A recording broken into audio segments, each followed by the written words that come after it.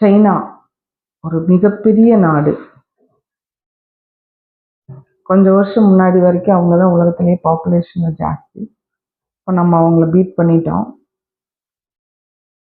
அந்த நாட்டுக்குன்னு தனியா ஒரு கம்யூனிசம்னு சொல்ல முடியாது, மார்க்சிசம்னு எல்லாம் சொல்ல முடியாது. அதுக்குன்னு தனிப்பட்ட ஒரு ஒரு கூட்டமைப்பு இருக்கு. எல்லா நாட்டுக்கும் இப்போ நம்ம வீட்டில் நமக்கு நாடுன்னா என்ன, ஒரு வீடு மாதிரி தான்.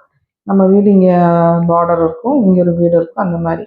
அப்போ ஒவ்வொரு வீட்டுக்கும் ஒவ்வொரு மாதிரி தனிப்பட்ட நடைமுறைகள், ரூல்ஸ் அண்ட் ரெகுலேஷன்ஸ். இப்போ நம்ம தமிழ்நாட்டில எல்லாம் பார்த்தா நம்ம எல்லாம் காலையில நேரமா எழுந்திரிச்சிடுவோம். இதே நார்த்து போக போக பார்த்தா அவங்க காலையில லேட்டா எழுந்திரிச்சு மார்னிங் ஏர்லியரா எழுந்திரிப்பாங்க.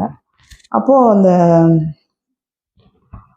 அது ஒரு தனிப்பட்ட ஒரு கட்டமைப்பு. அந்த பார்டர் தாண்டி அவங்க வெளியே வர மாட்டாங்க. அவங்களோட நியூஸ் எதுவுமே வெளியே வராது. சில வீடுகள் கூட பார்த்துருக்கோம், அவங்க ஃபேமிலினா அப்படி அப்படி ரூல்ஸ் அண்ட் ரெகுலேஷன். அவங்க அப்பா இருப்பார், யாருக்கிட்டே நம்ம வீட்டை பற்றி ஒன்றும் பேசக்கூடாதுன்னு ஸ்ட்ரிக்டாக ரூல்ஸ் வச்சுருப்பார். ஆனால் அவங்கள பார்க்கும் போதெல்லாம் எனக்கு டைம் பாம் மாதிரி தோணும், எப்படா இவங்களாம் வெடிக்க போகிறாங்கன்னு. அந்த மாதிரி சைனாங்கிறது அப்படி ஒரு கூட்டமைப்பு. நம்ம நீங்கள்லாம் கேள்விப்பட்டிருப்பீங்க டிஎன்எம் ஸ்கொயர்னு. அது பெரிய ஒரு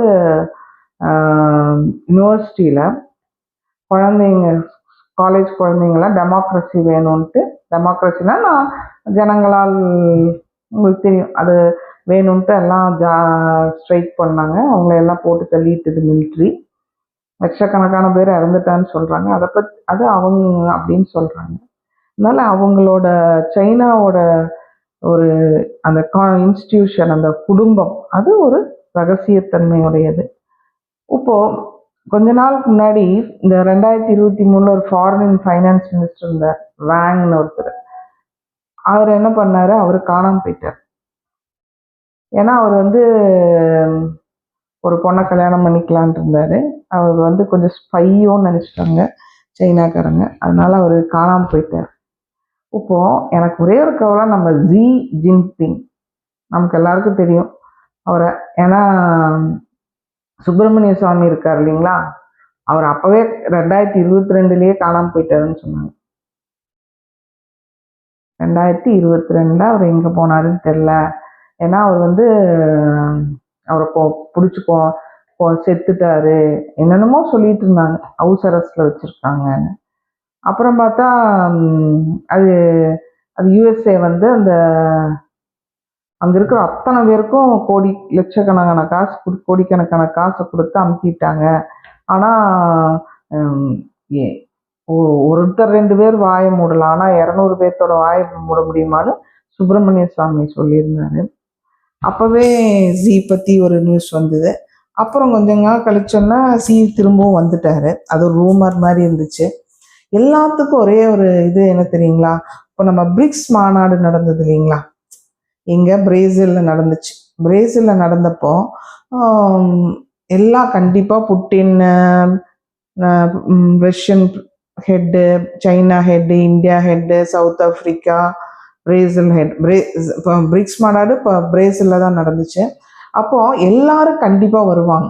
ரியோ டி ஜெனீரியோன்னு ஒரு இடம், அந்த ஊர்ல நடந்துச்சு. ஆனா என்னாச்சு, புட்டின் வர முடியாது. ஏன்னா புட்டின் அவருக்கு ரொம்ப பாதுகாப்புல இருக்கிறாரு. ஏன்னா அவரை கொல்லறதுக்கு நிறைய பேர் ட்ரை பண்றாங்க. அதனால அவர் நாட்டை விட்டு வெளியே வரல. ஆனா அவர் வீடியோ கான்ஃபரன்ஸ்ல பேசினாரு.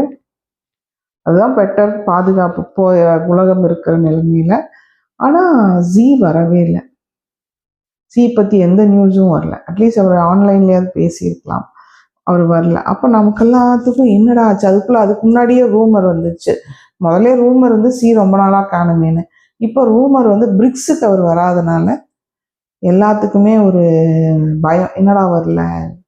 அப்புறம் இன்னொரு பயம், நமக்கு தெரியும், யுஎஸ்ஏல அவர் நம்ம டொனால்ட் ட்ரம்ப் சொல்றாரு, நீங்க பிரிக்ஸ் மாநாட்டுக்கு போனீங்கன்னா இந்தியாவையும் சைனாவையும் நான் தொலைச்சு கட்டிடுவேன் அப்படி இப்படின்னு எல்லாம் மிரட்டிட்டு இருக்காரு. ஒருவேளை அதுக்கு பயந்துட்டு அவர் வரலையோ தோணுது.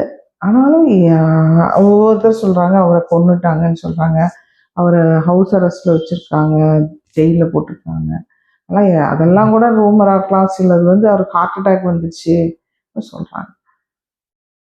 எப்பவுமே சி வந்து பார்த்தீங்கன்னா, எப்பவுமே ஒரு மொனாலிசா ஸ்மைல் தான். சிரிக்கவும் மாட்டாரு. எப்பவுமே முக பாவனை நல்லா அமுல் பேபியாட்டு இருப்பாரு. முக பாவனையில ஒரு சிரிப்பு, லைட்டா ஒரு சிரிப்பு. மொனாலிசா ஸ்மைல் தான் சொல்லணும். அது மாரி இருக்கும். அவரு நம்ம ஊருக்கு வந்தார். எப்போ 2019 அக்டோபர்ல 2 நாள் இருந்தார். 11, 12 வந்து நம்ம சென்னை வந்து மகாபலிபுரத்துக்கு போனாங்க.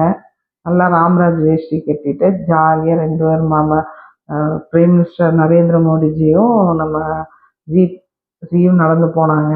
ஃபேஷன் பேரேட் மாரி. அப்போ போனார் ஊருக்கு. போய் நம்ம பார்டர்ல சண்டை போட்டுக்கிட்டோம். அந்த மாதிரி தான் இப்போ இந்தியாவும் சைனாவும் அடிக்கடி அண்ணன் தம்பி மாதிரி சண்டை போட்டுப்போம். அப்புறம் சேர்ந்துக்குவோம். அதே மாதிரி தான் பெருசா அந்த 1963 வார்க்கு அப்புறம் பெருசா சண்டையெல்லாம் இல்லை. எப்போ அடிச்சுக்குவோம் பிடிச்சிக்குவோம் அப்படியே போயிட்டு இருக்கு. ஆனா என்ன, அவரு அவரை பத்தி ஒரு நியூஸும் வர்றது இல்லையா?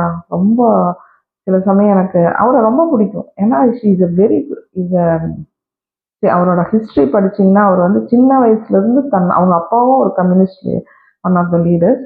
அவர் வந்து அவரோட நாடு நல்லா இருக்கணும்னு நினைச்சு வந்தார். ம். அவர் வந்து கண்டிப்பா சைனீஸ் பேட்ரியாட்ன்னு சொல்லணும். ஆனா எனக்கு ஒரே ஒரு வருத்தம், அவர் வந்து கண்டிப்பா நாடு கடத்தது, கொன்னதுன்னு எல்லாம் தயவு செய்து பண்ணிடாதீங்க.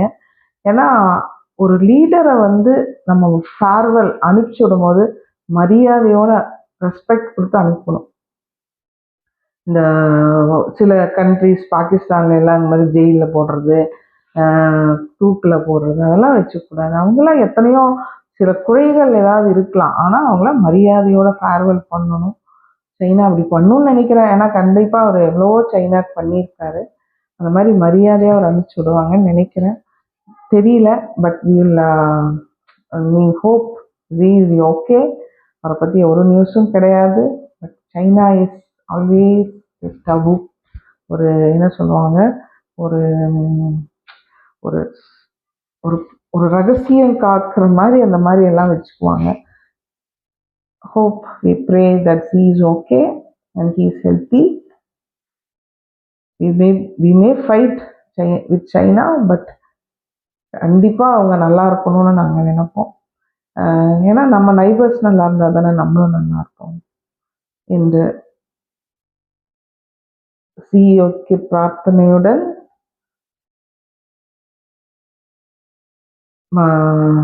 விடை பெறுவது பாரதி ஃப்ரம் இந்தியா.